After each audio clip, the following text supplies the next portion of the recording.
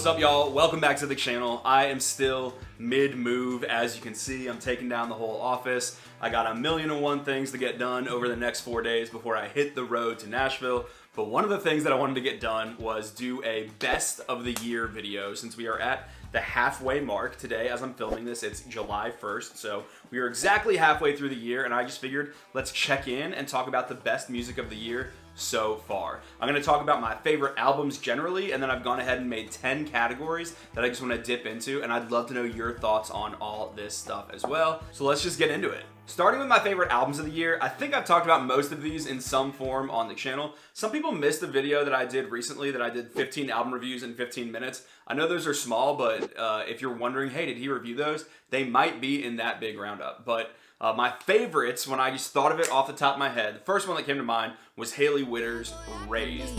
The whiskey in your soda, the lime to your Corona. I mean, I raved about this album. I feel like it's got such a sense of place, taking you to Iowa, and these irresistible kind of effortless melodies that are fun, like Everything She Ain't, which just got sent to radio, and so Hailey might just have like a big old hit on her hands. It takes us back to Dixie Chicks, and Casey Musgraves is so happy and good, and I love that album. Another one I loved, kind of surprisingly, is her former Cosmopolitan duo partner, Ernest, and his album Flower Shops.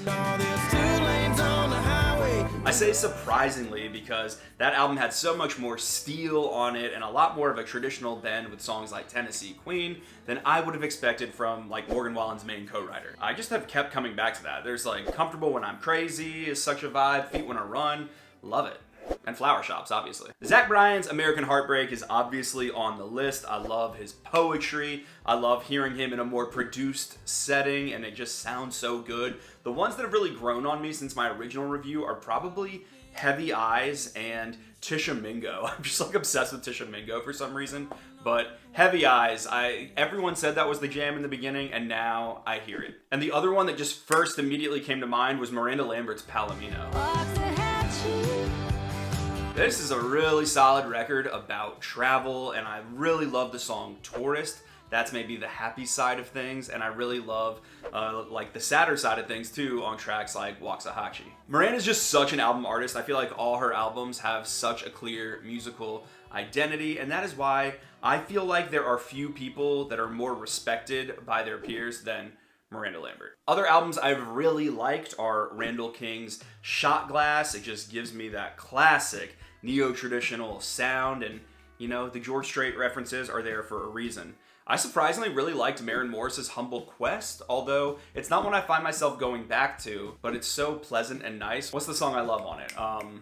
Background Music. I love the song Background Music. Caitlin Butts made a really somber and thoughtful record with What Else Can She Do? Orville Peck's Bronco was a major step up from Pony, in my opinion. I have loved coming back to that song, Daytona Sand, as well as Hexy Mountains. Molly Tuttle made a gorgeous bluegrass record in Crooked Tree. The title track is still my favorite one from that album. William Beckman released a short album called Faded Memories, and he was new to me. He's got this classic kind of old soul voice, and it's a little bit more of like a folksy, light country sound, but Bourbon Whiskey has your kind of old, sad, honky-tonk vibes, but then 30 Miles has just this kind of lush, romantic vibe, and it's so sweet. I feel like William Beckman's really a sleeper. It just keeps growing on me and growing on me and growing on me. And I actually briefly met him standing by a bar at the Red Door in Nashville recently, and he was very nice. Midlands, The Last Resort, Greetings From. It might have my least favorite title.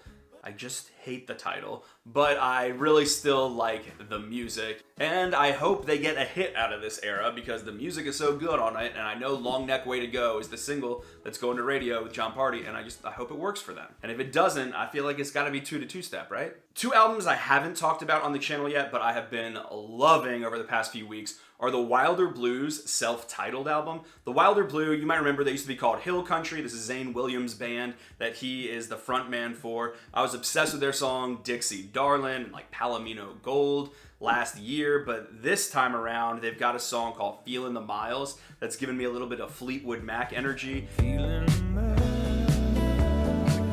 And then the Birds of Youth and Picket Fences really harken back to their first album with these huge harmonies and really evocative descriptions of life. The other one I'm loving is Virginia's own 49 Winchester. They have an album called Fortune Favors the Bold, and it's got a lovely, big, epic ballad called Russell County Line, but then it's got a kind of funky alternative song that is the title track, Fortune Favors the Bold. And man, I've been jamming that. I think trying to pump myself up to move to Nashville, being like, you gotta be bold in this life. And so, I've been really vibing with that one lately. But I get it. I'd never listened to 49 Winchester. The guys from Hippies and Cowboys are always saying, check them out. You're from the same state. And I finally listened, and it was great. Oh, and there's a couple other albums I still haven't mentioned. There's so many good ones. Dispatch to 16th Ave by Muscadine Bloodline. I really enjoy that. Joshua Headley's Neon Blue. I really enjoy that. And probably like 5 others that I'm still forgetting. But yes, also those. Okay, moving on from that to my little pre-arranged categories. These are just quick little hits of ways to talk about other music and songs that I've loved this year. My first category is Biggest Surprise, and this goes to a band that you probably haven't heard of. They actually just released their debut album today. 2 really young guys, I believe they're still in high school, from Ohio, that are called Low Gap. But they have a song called Mockingbird. And when I tell you that I am a mockingbird singing this song all the time, I'm being very honest. I'm obsessed with this song. Mockingbird, Mockingbird. And it kind of came out of nowhere. Like, generally, I don't always respond the best to kind of getting spam tagged of someone being like, check out my music, check out my music. But I swear they got like their whole freaking class in high school to tag me. I got like 1 million tags. I clicked on this song and I was like, it's actually pretty good. Your stunt worked because your song is so damn good. I love the mandolin in it. It kind of reminds me of the Smiths when he's strumming. And I think it's a really poignant lyric of just asking, do you really believe the things that you're saying to me, or are you just repeating what I want to hear? Check it out. It was a great surprise for me, and maybe it's a great surprise for you. Next category is a song or artist from TikTok. And this one was easy for me. It's gotta be Megan Maroney's Hair Salon. I actually reacted to this in another video where I was checking out artists for the first time, and I'd seen that this was maybe having a moment on TikTok. I was blown away when I heard this song. This is the one! It is such a clever way into describing a breakup where she hears at the hair salon that her ex has moved on. It's really cleverly written. It's really got a somber, classic vibe. I just love everything about it. It's funny, winsome, cool, good. Chef's kiss. Okay, the next category is song that made me take a second look. So an artist that I don't usually pay much attention to that I went, huh. And for me, this was Jimmy Allen and his song Down Home. Now, I don't think this is the greatest song that has ever existed, far from it, but I just feel like it's a huge step up for Jimmy Allen. In terms of his singles, it is easily what I think is the best written one, about his father looking down on him, and he's looking down on home, and yeah, Jimmy's playing on the term down home of kind of being back to his roots. It has not yet made me check out all of Tulip Drive. I was looking at the streams of that today and they were low, geez. But it did make me more curious in checking out more of Jimmy's music because I have not been a fan up until that song. Next category is my favorite vocal moment, and this one was one that I had pretty recently. I just talked about it. Lainey Wilson's Heart Like a Truck. The moment near the end of that song where she belts, to me, was so unexpected. It blew me away the first time I heard it, and I just feel like when it comes to big radio singles, you're not often surprised by them, and I was surprised by it, and I was like, damn, you now have to do that live for the rest of your career, so good luck, Lainey, because that is a long and high note, but definitely my favorite vocal moment of the year. Next on the list is my favorite guilty pleasure, and this one goes to Pitbull and Zac Brown's collaboration, Can't Stop Us Now. Now, I'm not even calling this a country song, don't worry. This is actually a redone version of a song from Zac Brown's side project, Sir Roosevelt, when he went out to LA and made that pop record. Pitbull has found that because he is on his never-ending quest to have a quasi-country hit, what between Where the Country Girl's At, and he had a song with Jimmy Allen, he had a song with Keith Urban, he had a song with Blake Shelton, he had a song with Jared Neiman, and he just dropped a song with Fillmore. Like, this guy wants a country hit so bad, but I think of all of them, the Zac Brown one, Can't Stop Us Now, is a jam. It has kind of like become my getting ready when I'm about to go out jam. I was actually just listening to it since I'm about to go to my friend's kind of wedding party tonight. But do I think it's great? No, it's definitely a guilty pleasure.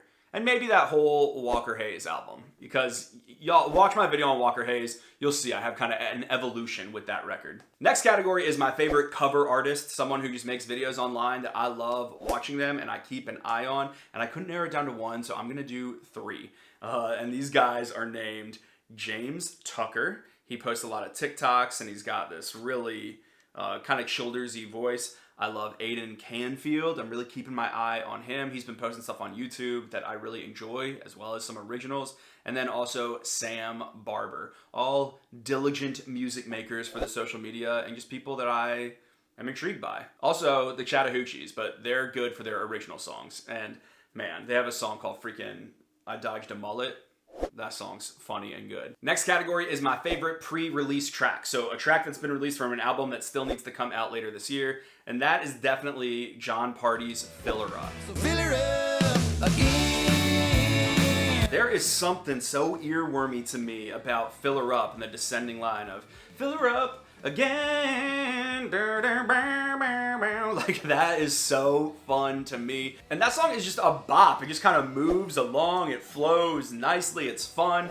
Definitely a party song. And a John Party song. And if you saw my interview with him, you'll see that that is actually like a more deeply held conviction of his to make kind of fun classic music than it is just him trying to avoid seriousness. I feel like you can get some insight into him there. But man, Fill Her Up is the epitome of what makes him an important and good artist in the mainstream. And I'm so excited to hear the album in September. The next category I had is my favorite lyrics, and that goes to Carousel by Miranda Lambert. This is such a cool track about an old circus performer looking back on her sequined leotard and remembering her time in the circus and the love that she shared with this trapeze artist named Harling Giovanni. And it just paints such a vivid picture with the backdrop of a circus and a carousel and this lost love, and there's a reveal even at the end. That song is just weird in the best way. There are so few mainstream artists that would put a true story like that on their albums, and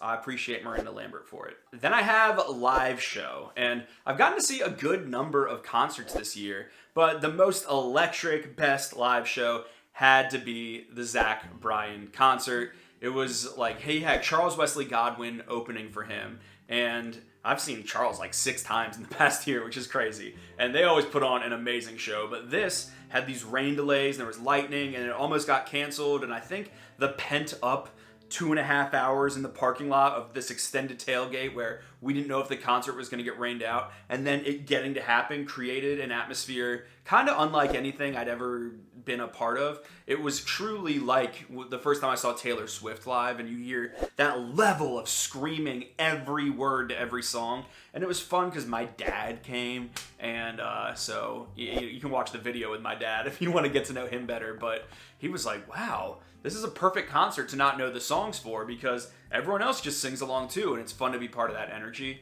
And yeah, that was definitely my favorite live show. And it wasn't just because of the crowd. I feel like the band does an amazing job. There's lots of instrumental showcases. You guys know I love the fiddle. But the whole encore, where they sing Revival for like seriously 20 minutes, and they bring all Charles's band back on stage, and everyone gets their kind of moment in the spotlight. It was so cool and so fun. And that's a good segue into the last category I had, and I didn't even mean to do that, but an album from last year that I've kept coming back to. That is Charles Wesley Godwin's How the Mighty Fall. At the time that I first heard that album, I thought, man, it's really good. Nothing's gonna beat Seneca, but it's really good. I think it might beat Seneca. How the Mighty Fall is an amazing album. The textures on it just sounds so good. It's like every time I listen, I hear something new. You listen to Needle Fall Down, and you see the way he kind of bends his voice on some of those notes. You listen to Strong, and you hear the kind of like light fiddle in the background as that song is crescendoing, and there's so much movement musically happening, and Charles's voice is so nuanced in how he delivers, and you pick up on more and more lyrics each time you listen and start to actually understand the stories of Cranes of Potter or of Jesse, and it's a beautiful album. So I've kept coming back to that one, and then also Cody Johnson's Human. I feel like maybe I underrated it. I mean, I gave it a good review, but I've also listened to that one a bunch. Specifically, his cover of "I Don't Know a Thing About Love." I was really sleeping on it. I was really sleeping on it, and now Cody, like, he's got a hit under his belt, a real, true, bona fide smash with "Till You Can't," and so maybe more people are checking out that album too. Anyway, I know that leaves out a bunch of stuff. I'm just one guy and I can't listen to everything, but those are some of the things top of mind for me as far as the best country music of the year so far. Fortunately, there are so many creators on the internet that make their own kinds of lists and shout out really good bands and artists, and so I encourage you to check everyone out. Like Hippies and Cowboys, they got their own taste from me. I have my own taste from other people, and ain't that the beauty of things? So I know I probably left out your favorite, but these are my favorites. And so I don't know why I'm hedging. Let's leave that tendency here in Charlottesville and in Nashville, just go and freaking speak my mind. So I love you guys, and I will see you very soon, maybe, hopefully, if I can, get the camera set up going. Bye, y'all.